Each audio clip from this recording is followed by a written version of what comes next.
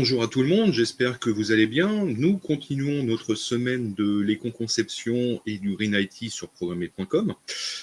Et j'ai le plaisir d'accueillir un de nos auteurs, en fait, et qui est aussi formateur et auteur de livres aux éditions ENI.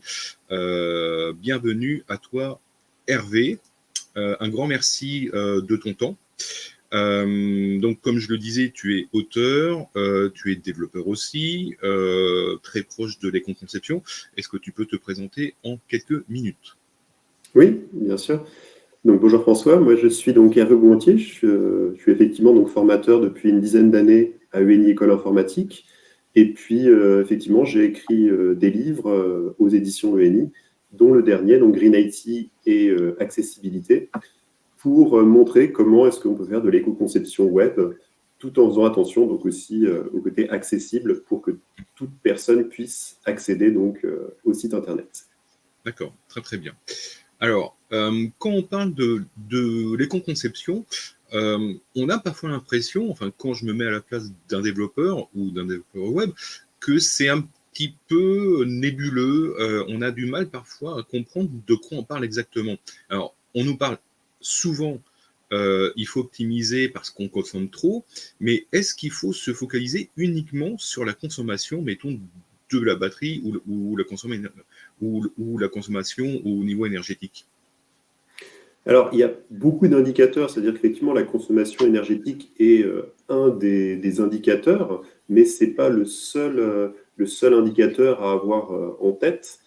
Euh, il faut surtout, en fait, se poser la question de qu'est-ce qui va être utile. C'est vrai que ça peut paraître surprenant, mais on peut faire beaucoup de petites optimisations pour aller améliorer un certain nombre de choses, mais la première question à se poser avant de chercher à optimiser, c'est déjà de se dire qu'est-ce qu'il faut mettre dedans, qu'est-ce qui est réellement nécessaire. Parce qu'il y a beaucoup de choses finalement que l'on va créer parce qu'on pense avoir un besoin ou on pense que ça pourrait être utile, mais finalement, on n'apporte pas forcément quelque chose de réellement utile. Et c'est là où on va pouvoir avoir les meilleurs gains en éco-conception.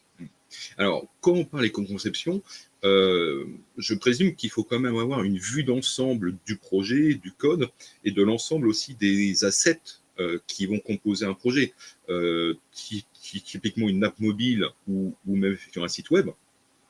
Parce que parfois on oublie que effectivement il y a le code évidemment, mais il y a tout ce qui va autour. Donc il y a toutes les images, il y a tous les fichiers multimédia, et je présume qu'il y a encore tout un tas de ressources qu'on oublie et qui peuvent être elles-mêmes aussi optimisées. Oui, bien sûr. Bien sûr. Alors après, effectivement, quand on est plus dans la partie optimisation, une fois qu'on a fait cette première étape, ce premier tri pour savoir réellement ce dont on a besoin, après, effectivement, il faut arriver à optimiser au mieux. Et donc, effectivement, les éléments les plus gros, c'est d'abord les vidéos.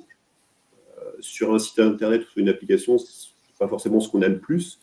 Par contre, ce qu'on a beaucoup, c'est des images. Et donc, sur les images, pour voir effectivement comment optimiser les images, c'est ce dont je vais vous parler un peu plus particulièrement aujourd'hui, voir comment est-ce qu'on peut délivrer une image qui soit adaptée finalement à la situation. C'est-à-dire que si on est sur un tout petit écran d'un smartphone, ce n'est pas la peine d'avoir une image qui est en résolution énorme. Alors, et c'est vrai que quand on parle d'image, souvent on utilise une seule image pour toutes les résolutions, pour tous les formats, alors que l'idéal c'est de les adapter à chaque contexte, non? Oui, tout à fait. C'est Tout ça. à fait. C'est effectivement ce que je vais vous présenter ce matin. Donc, effectivement, on va produire des images en différentes résolutions. L'idée, c'est aussi de chercher à les compresser, on va dire, pour avoir un meilleur rapport entre la qualité, parce qu'on veut quand même avoir des images qui soient jolies, et en même temps avoir donc un poids qui soit le plus faible possible. Donc en fait, si on résume un petit peu cette première partie de ton intervention, se focaliser sur le code, c'est pas une bonne chose à faire. On peut optimiser le code, mais c'est au bout du compte, si on gagne quelques cas, bon voilà, est-ce que c'est vraiment extrêmement grave? Par contre, optimiser ou se préoccuper de tous les assets qui vont composer une page, là c'est beaucoup plus intéressant. Voilà, on va pouvoir effectivement gagner sûrement plus. Après, tout est bon à prendre. C'est-à-dire que si on est capable de bien choisir les fonctionnalités et qu'on est capable de bien réduire effectivement toutes ces parties assets, et puis qu'on est aussi capable de réduire le code, le temps de traitement, etc., voilà, ce sera idéal. Maintenant, effectivement, quand on doit faire des choix, parce qu'en tant que développeur, on ne peut pas toujours être parfait partout. On sait qu'on a un temps qui est limité, un budget qui est limité. Donc après, effectivement, il faut faire des choix et puis essayer de prendre les choix qui sont les plus pertinents, qui vont nous permettre les plus gros gains. Est-ce que tu as vu ces dernières années une sorte d'obésité des pages web? On parle souvent de l'obésité des logiciels et notamment des applications mobiles. Est-ce que tu constates pareillement au niveau des pages web? Parce qu'on dit souvent que les pages web ont été multipliées par 4 ou 5, voire même beaucoup plus au niveau du poids. Oui, ça c'est très clair, hein. De plus en plus, les capteurs, que ce soit pour capter des vidéos ou capter des photos, ils ont des résolutions de plus en plus importantes. Et donc, avec des compressions qui ne sont pas forcément plus efficaces. Et donc, naturellement, on va venir déposer le média tel quel. Et donc, effectivement, il y a des pages qui deviennent énormes. Moi, je me rappelle qu'un navigateur tel que...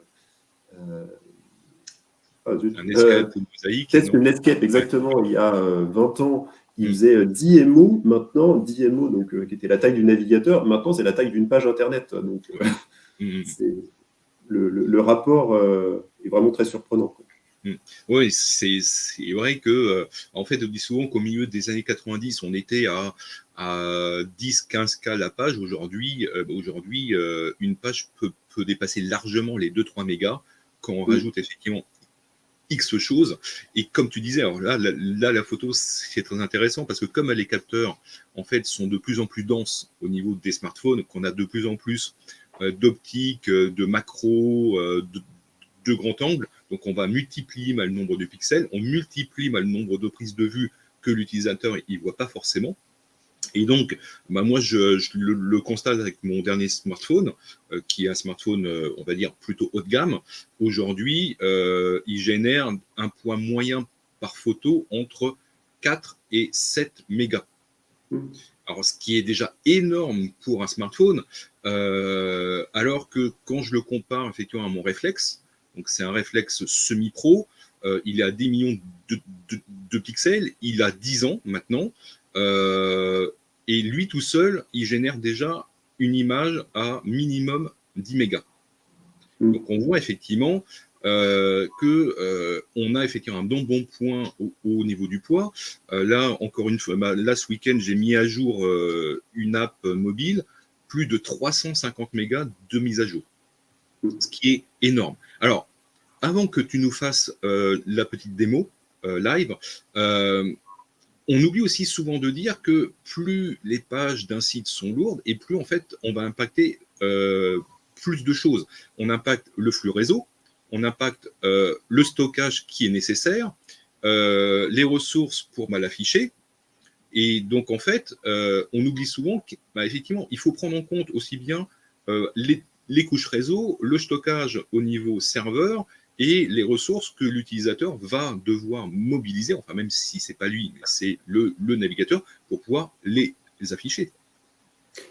Oui, tout à fait. Et même la dernière chose qu'il ne faut pas oublier, c'est que des personnes finalement vont plus réussir à accéder à la page avec leur matériel. Parce que la page devient tellement lourde qu'ils ne vont pas réussir à y accéder dans des bonnes conditions. Et donc, ils vont se dire, mon ordinateur n'est plus suffisant, il faut que je rachète un nouvel ordinateur ou un nouveau smartphone. Et donc là, finalement, c'est là où ça a le plus d'impact parce qu'il va falloir refabriquer du matériel.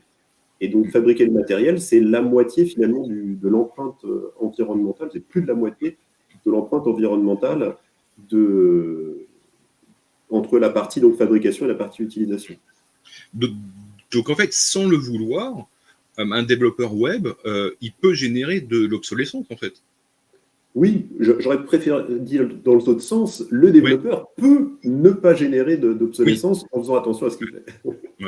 Après, effectivement, on peut les prendre, enfin, on peut prendre l'argumentaire des deux côtés au bout du compte. Oui, oui. Voilà, c'est ça. Hein.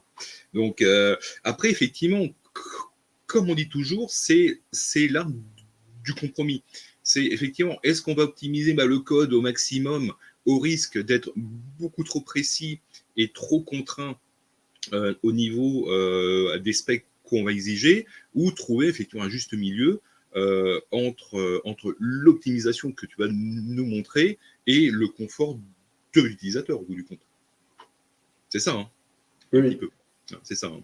Alors, et l'autre point, et après je te laisse pour la live démo, quand on est dans le monde web, effectivement, posez-vous la question, est-ce que vous sortez le gros CMS, les gros outils de développement, ou est-ce que le site que vous faites, le projet que vous faites, est-ce qu'il ne nécessite pas plutôt un CMS ultra léger, comme du Jamstack, hein, donc les fameuses piles à Jamstack qui sont plutôt dédiées au statique, évidemment.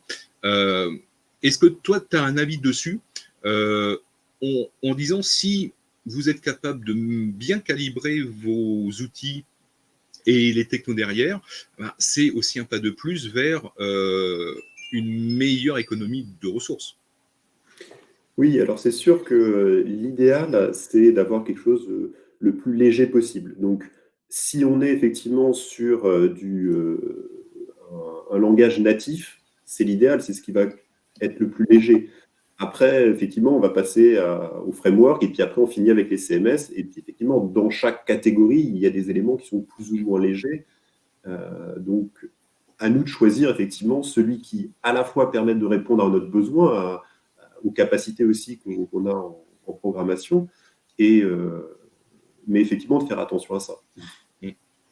Très très bien. Écoute, je te partage l'écran et je te laisse la parole pour la live démo. Ok, et c'est parti. Alors, moi je voulais vous parler d'un outil qui permet de générer des images dans différentes résolutions. Parce qu'effectivement, si on a besoin d'avoir une image en toute petite résolution pour un smartphone, une moyenne résolution pour des écrans plus grands, etc., là, l'idée, c'est de ne pas travailler pendant 10 ans sur chaque image, mais d'industrialiser un petit peu le processus pour pouvoir pouvoir les générer toutes d'un seul coup. Je me suis basé pour cela donc sur un outil qui a été développé, et on peut trouver donc son code sous GitLab. Alors,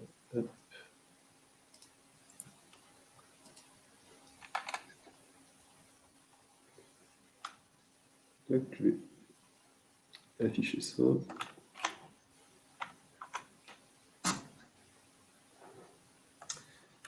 Voilà, donc ça s'appelle Colorist. Donc on va l'installer. Donc on va donc sur la version Windows, je suis sous Windows.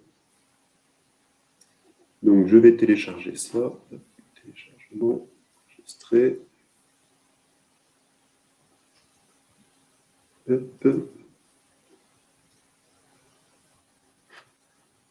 Donc j'obtiens un dossier, il faut juste récupérer donc le .exe, on va donc le copier dans un endroit donc, où on souhaite, si possible, dans notre pass, sinon on va le rajouter au pass. Alors je vais mettre ça. Donc c'est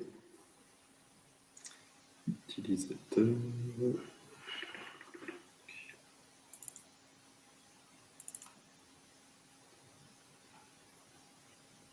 Data.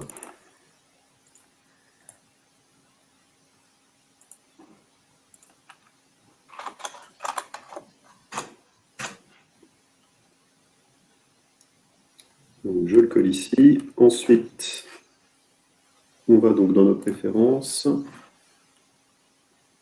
On va chercher donc les variables d'environnement.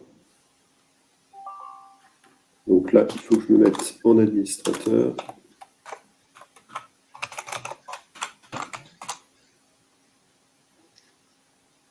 Pour aller modifier ça, variable d'environnement. Et donc dans le pass, il faut que j'aille modifier donc pour rajouter le fait que je veux aussi avoir donc user profile.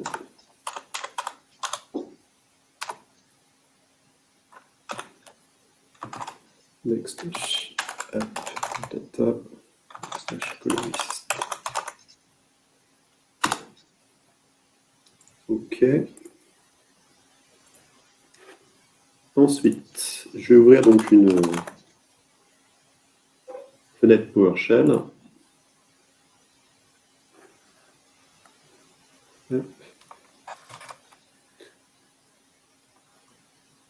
Et puis donc je vais taper colorist pour voir si ça s'est bien passé. Donc là, c'est bon, c'est bien installé. Je vais pouvoir l'utiliser. Donc, première petite chose que je peux faire, c'est aller tester déjà sur une image, ce que je peux faire pour travailler sur sa résolution. Alors, je vais prendre une image.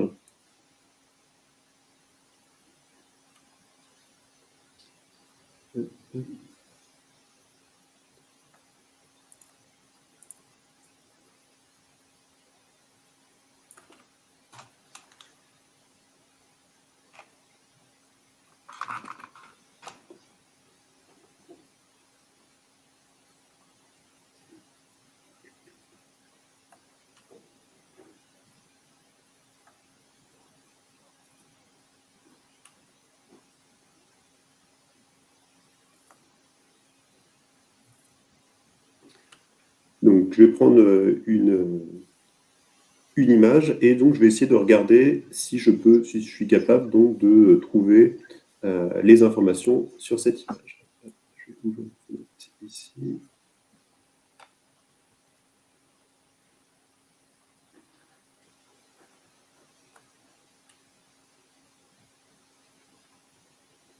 Donc pour cela, je vais donc utiliser donc colorist et puis je vais donc lui demander de me donner donc un certain nombre d'informations sur le fichier. Donc je vais faire colorist.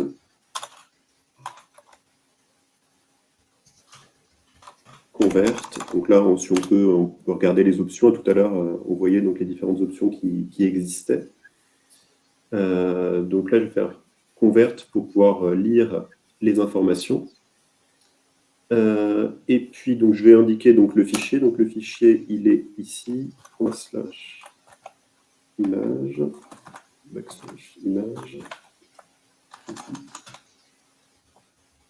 Non, c'est directement ici. Grande.jpeg. Et puis, qu'est-ce qu'il faut que je mette d'autre comme option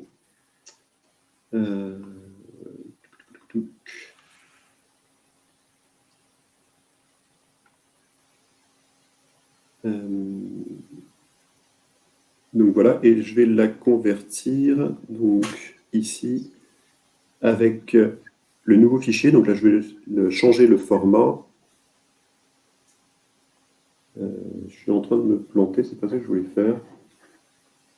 Donc là, oui, pardon, je suis en train de convertir sur un autre format, là, donc avec convert. Donc je vais la convertir à un format un peu plus moderne qui est du WebP. Donc je vais faire image.webp.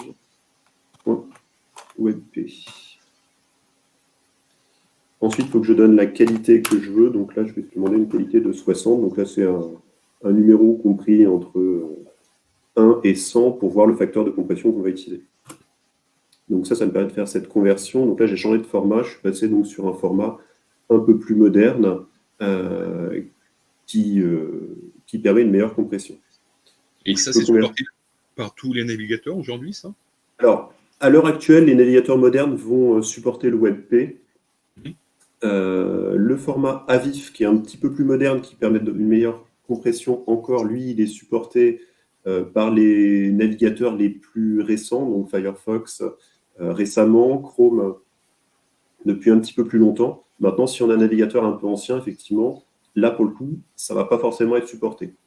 Donc, c'est là où on va proposer justement en plusieurs formats d'images pour qu'en fonction du navigateur, on puisse aussi avoir le format donc, qui soit supporté par son navigateur. Donc là, si je regarde, j'ai donc obtenu donc, une nouvelle image qui est donc dans ce nouveau format WebP. Je peux convertir également donc, au format AVIF, de cette manière-là. Donc, il faut juste que je demande ici avoir un format AVIF. Pareil, il faut que je règle la qualité. Et puis, je peux aussi donner un facteur de vitesse pour, soit je veux que ça me fasse la conversion rapidement, mais auquel cas j'aurai une compression un petit peu moins bonne, ou alors il faut que je demande à avoir une compression qui soit donc plus lente à effectuer, mais j'aurai donc une meilleure compression.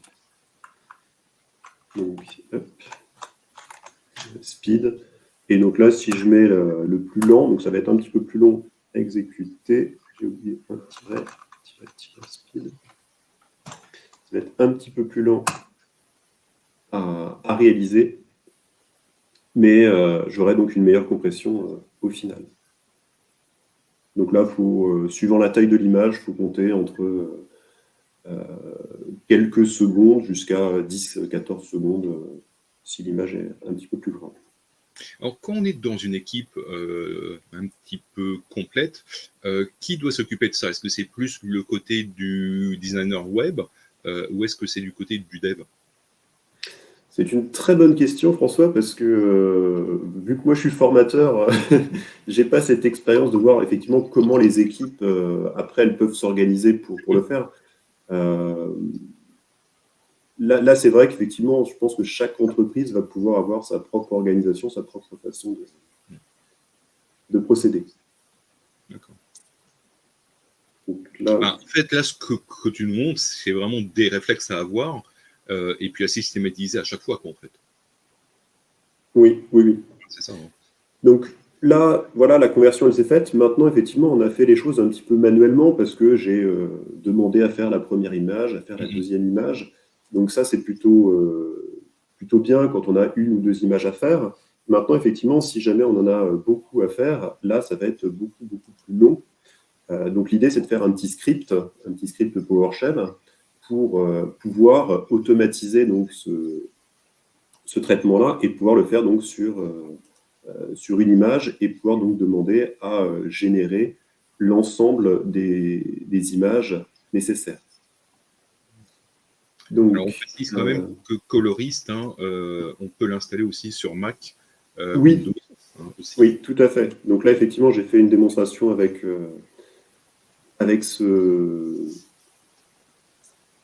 sous Windows, mais effectivement, c'est pas du tout spécifique à Windows. Après, on peut faire un petit script Bash si on est sous Linux ou sous Mac, sans souci, pour pouvoir effectivement faire la même chose.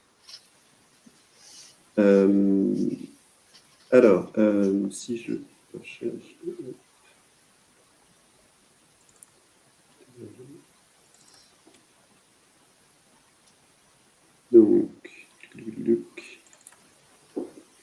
Donc là, j'ai créé un petit script PowerShell qui permet effectivement donc, de faire ces conversions.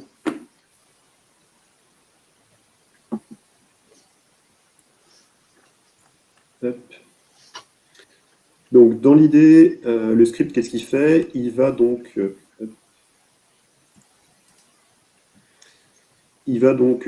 prendre un répertoire dans lequel on a mis donc toutes les images sources que l'on veut donc transformer.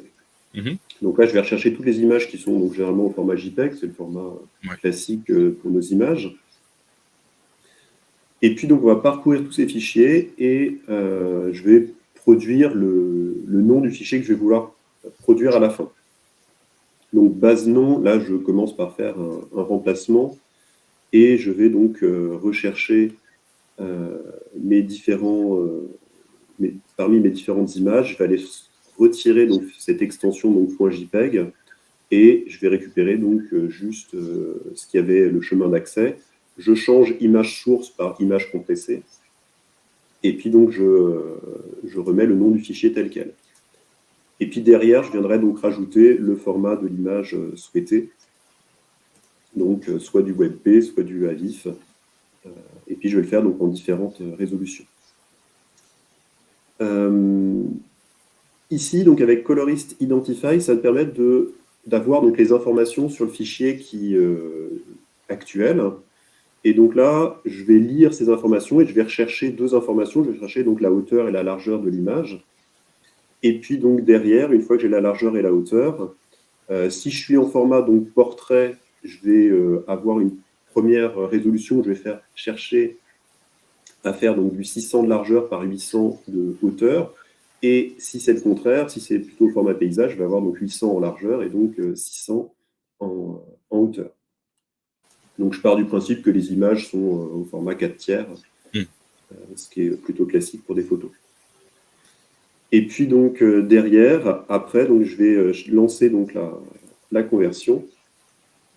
D'abord, je vais chercher donc à convertir en gardant la même résolution, donc l'image en pleine résolution, mais je vais la compresser. Je commence par la compresser pour la remettre en JPEG pour avoir donc une photo, si on est sur un vieux navigateur qui ne supporte pas les formats plus modernes, que je puisse toujours les avoir. C'est quand même nécessaire de la compresser parce que quand on a une image qui sort d'un appareil photo, elle est soit pas compressée du tout, soit très peu compressée. Donc c'est quand même important, même sur le format JPEG, de faire de la compression. Ensuite, la ligne suivante, je fais la même chose, mais cette fois-ci, je vais passer donc, dans un format WebP. Et puis donc, dernière étape, je passe sur un format donc, AVIF, qui est le format le plus moderne.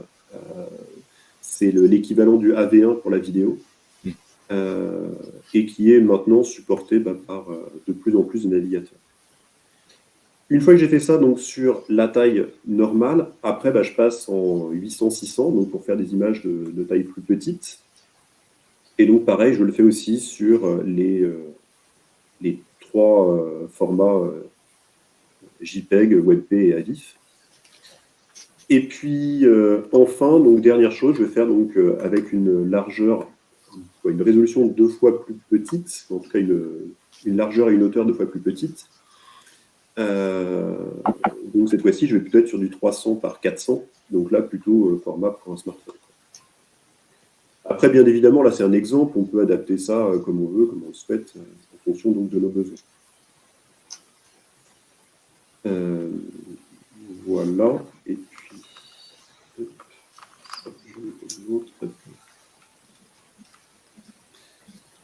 donc une fois que j'ai ça, je vais pouvoir donc lancer ma conversion.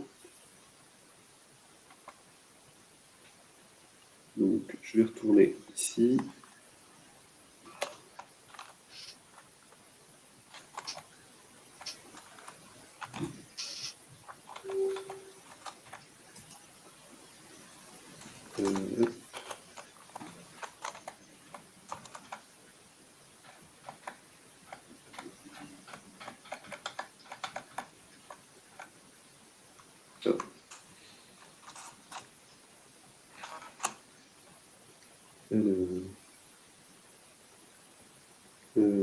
L'automatisation.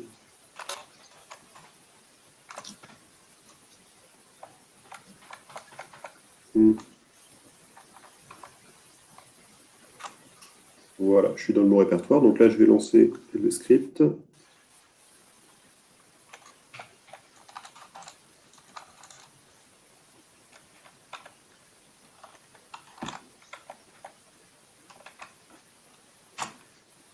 Donc c'est parti. Donc là, il est en train de convertir donc, les images suivant donc, les différents formats. Donc à chaque fois, AVIF, ça va être un peu long parce que j'ai demandé la meilleure qualité possible. Donc ça veut dire aussi qu'au niveau du code, il faut que tu appelles aussi la bonne image selon le contexte d'affichage. Exactement. Donc ça, c'est ce qu'on va faire tout à la fin. Et c'est la balise picture qui va donc nous permettre de faire cela. La balise picture, elle va prendre non seulement donc, une balise IMG classique, où on va donc pouvoir mettre l'image donc, au format JPEG, comme ça on est sûr que celle-ci, quel que soit le navigateur, qu'il gère la balise picture ou qu'il ne la gère pas, il y aura toujours forcément une image qui va être affichée. Et puis après, on va pouvoir donc mettre d'autres sources, donc, avec les différents donc, fichiers que l'on aura pu produire, avec les différents formats que l'on aura donc utilisés. Et en fonction donc, du format utilisé, en fonction du navigateur et en fonction donc, de la résolution de la taille de ce navigateur, on pourra utiliser donc la bonne image. Est-ce que tu penses que le format vectoriel de type SVG est un format intéressant ou tu n'as pas trop d'avis dessus? Ah non, c'est un format qui est extrêmement intéressant. Le SVG, pour tout ce qui va être logo, pour tout ce qui va être schéma, pour tout ce qui va être des éléments qui ne sont pas des photos, c'est le meilleur format à utiliser parce que il est beaucoup moins volumineux, puisque ce qu'on va juste stocker finalement, c'est du texte, hein, c'est des chemins, c'est des figures géométriques qui vont être stockées. Et donc, c'est très peu volumineux. Et on a toujours quelque chose qui est parfaitement adapté, quelle que soit la résolution d'affichage. Donc, c'est le meilleur format pour tout ce qui est dessin, schéma et icône. Maintenant, effectivement, là, pour la photo, là, on n'a pas le choix. Le SVG ne va pas être adapté pour de la photo. Non, ouais, tout à fait. Donc là, c'est en train de terminer. Alors, autre tarte à la crème hein, qui revient très très souvent dans le monde du code, c'est bon, enfin ça tu montreras à la partie code là dans quelques minutes, mais est-ce que c'est adaptable à des sites qui sont déjà en prod ou est-ce que tu le préconises vraiment pour de nouveaux projets? Parce que voilà, parce qu'il y a du code à produire et il y a pas mal de manips aussi à faire. Alors, pour moi, je pense que les deux sont possibles. Effectivement, on peut penser complètement reconcevoir un site et donc s'en préoccuper à ce moment-là. Maintenant, si on reporte ça en se disant, voilà, ce sera dans la prochaine version qu'on fera mieux, on va avancer trop doucement. Donc pour moi, je pense qu'il y a des choses qui sont tout à fait faisables d'intégrer petit à petit, c'est-à-dire se dire, ben voilà, on va chercher à améliorer tel aspect pour effectivement déjà faire des choses. Et après, finalement, comme on aura ces réflexes de se dire, on a intégré ça déjà dans la version précédente, quand on fera une nouvelle version, ce sera naturel de le faire. Alors que si on avait remis ça à la prochaine version, sur la prochaine version, on se dit, ah ouais, mais on n'est pas sûr, etc. Donc je pense qu'il faut le prendre le plus tôt possible et essayer de changer nos habitudes. En fait, pour moi, c'est beaucoup d'habitudes de codeur à prendre, des petites choses à intégrer. Donc ça, on peut très bien effectivement l'intégrer directement dans notre processus et comme ça s'automatise très bien, ça peut tout à fait être mis directement dans notre intégration continue. Ok, très bien. Je pense que c'est terminé. Bah oui, c'est terminé. On va pouvoir donc regarder les images et puis après intégrer ça donc, dans notre script. Alors, hop. Donc, si je regarde donc, dans le dossier images compressées, donc là, j'ai obtenu donc toutes mes images. Alors, bon, il y en avait d'autres parce que j'avais déjà fait des tests avant. Donc là, j'ai donc les images que j'ai faites, là, c'était les fleurs, donc au format donc, grande. Donc ça, c'est le format JPEG, la version donc, normale. Et puis après, donc j'ai les versions donc, WebP, toujours donc, au format grand, donc au format de base, et au format à vif. Et puis donc même chose donc, pour mes formats moyens, donc en 800-600. Et puis après, au format petit, où là, j'ai des choses beaucoup plus petites. Là, je suis en 300-400. Donc, une fois qu'on a ça, il va falloir donc écrire une page Internet. Donc, je vais aller ici.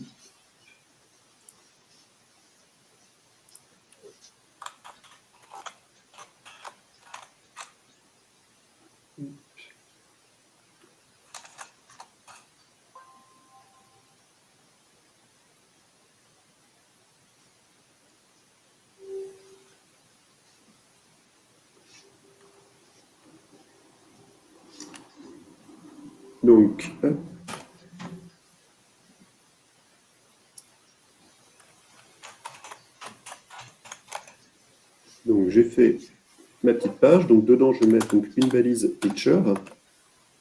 Dans cette balise picture, je vais commencer par mettre la balise IMG. Alors, je vais commencer, vous allez voir qu'après, je vais mettre les sources au-dessus, mais c'est juste pour ne pas l'oublier. Donc, ici, je vais faire que j'aille dans mon dossier image compressée et que j'aille mettre donc, la version JPEG. l'alternative textuelle, il faut la mettre sur cette balise IMG. Donc ça, c'est pour la partie accessibilité. C'est celle-ci qui va être prise, quelle que soit l'image qui soit utilisée. Donc j'ai besoin de la mettre qu'une seule fois. Donc si c'est une image décorative, je vais mettre Alt tout court. Là, c'est juste des fleurs, donc c'est pour décorer.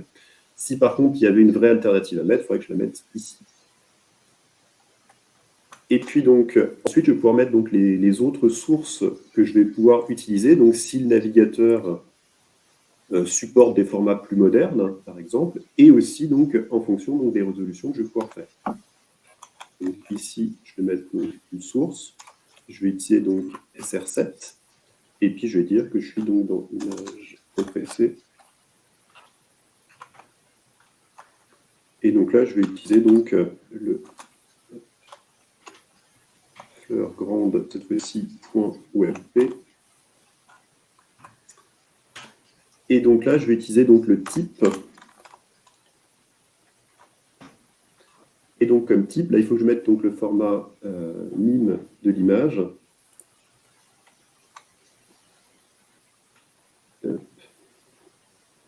Et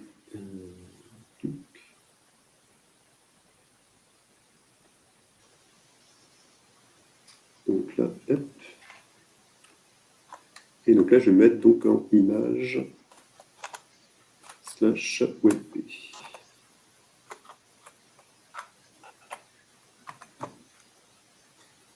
Donc là, si le navigateur il supporte ce format-là, il va utiliser celui-là. Sinon, il utilisera donc celui de l'image. Je vais faire la même chose pour le AVIF. Et donc, format image, AVIF. Et c'est le navigateur qui va faire le choix entre les... Voilà, le navigateur va faire le choix et effectivement va choisir l'image qui lui correspond. Donc s'il est capable de faire le premier, il prend le premier. Sinon, donc, il va prendre le suivant.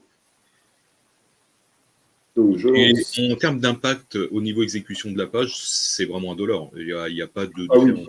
Oui. Oui. Donc je vais lancer mon serveur Apache. Hop.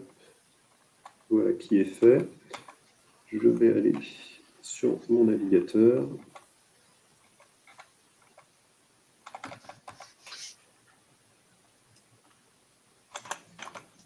Donc, localhost 6.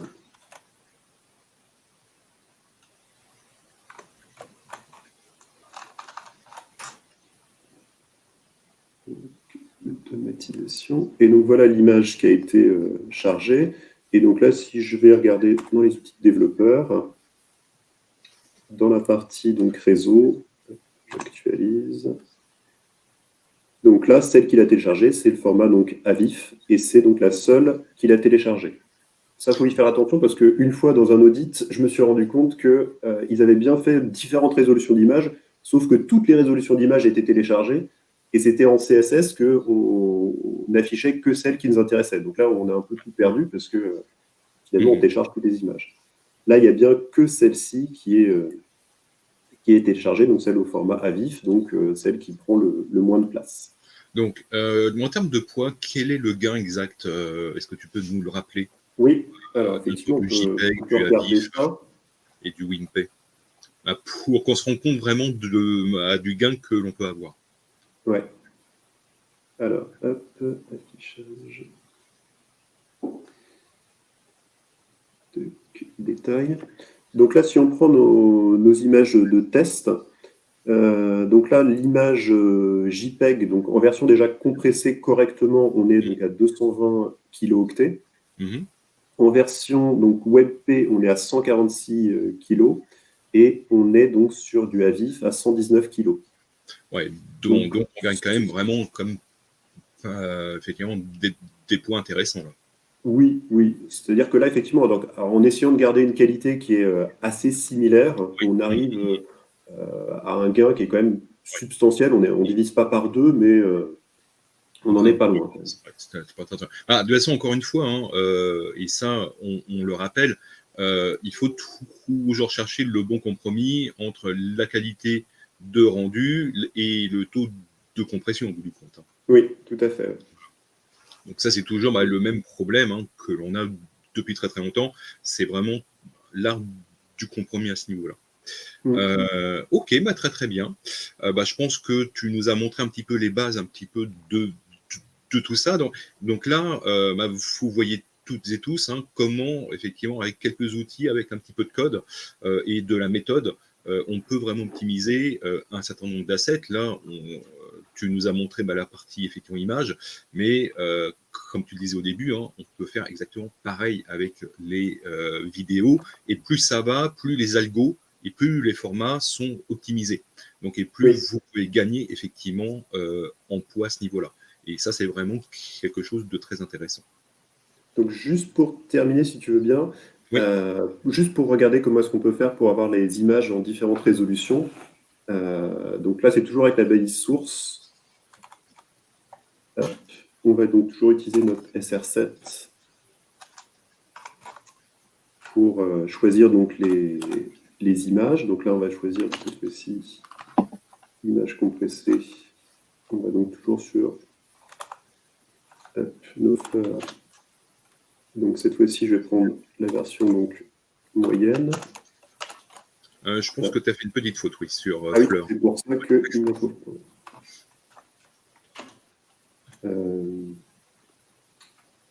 Normalement, on devrait être. Il me trouve que les grandes. Image compressée. Tu ne l'as pas encore utilisé, je pense, non? Ouais. C'est peut-être pour ça que la complétion... Ouais, d'habitude, il me les met. Alors, hop, on va faire ça comme ça. On va y croire. Donc là, on va pouvoir donc toujours dire que c'est quand on a ce format donc d'image. Mais derrière, donc on va pouvoir préciser la résolution donc que l'on attend. Donc ici, on va pouvoir ajouter donc une petite media queries en disant donc que la grande, je vais dire, c'est quand on a par exemple un minimum donc de largeur de 1200 pixels pour dire là, ça vaut le coup effectivement d'utiliser donc la plus grande résolution. Or, et puis après, la plus petite, je vais l'utiliser quand, au contraire, je suis sur une toute petite résolution. Donc, hop, les parenthèses, comme ceci. Et puis donc ici, par exemple, donc là, je vais dire, c'est que quand je suis avec une max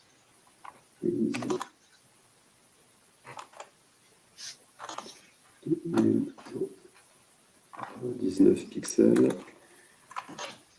et j'ai une width de, par exemple, 800 pixels. Donc voilà comment on va faire, et puis comme ça, il va choisir effectivement l'image en fonction de la résolution qu'on va obtenir.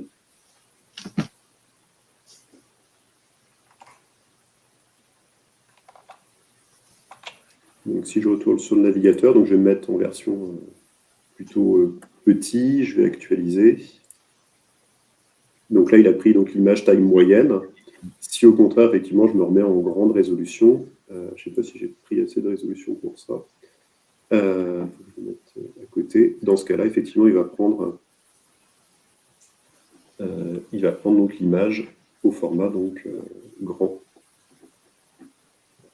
Je suis au format grand cette fois-ci. D'accord, très bien. Parfait. Écoute, merci pour cette démonstration.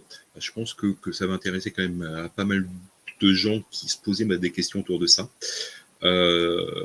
Donc effectivement, on rappelle, jouer sur le code, c'est intéressant. Jouer au niveau asset graphique, c'est tout aussi important. En tout cas, merci à toi de ces précisions. Donc on rappelle ton livre. Tu nous rappelles le titre de ton bouquin? Alors, Green IT et accessibilité aux éditions ENI. Parfait. Donc, et dedans, vous aurez énormément de bonnes pratiques et d'astuces. Bien évidemment, vous pourrez retrouver tous les conseils d'Hervé dans le dossier éco-conception qu'on avait publié en 2 parties dans Programmer, et vous retrouverez aussi toutes les bonnes pratiques autour de l'éco-conception sur la page semaine Green IT éco-conception sur programmer.com. En tout cas, un grand merci à toi, et puis à très bientôt. Merci François pour l'invitation. Merci.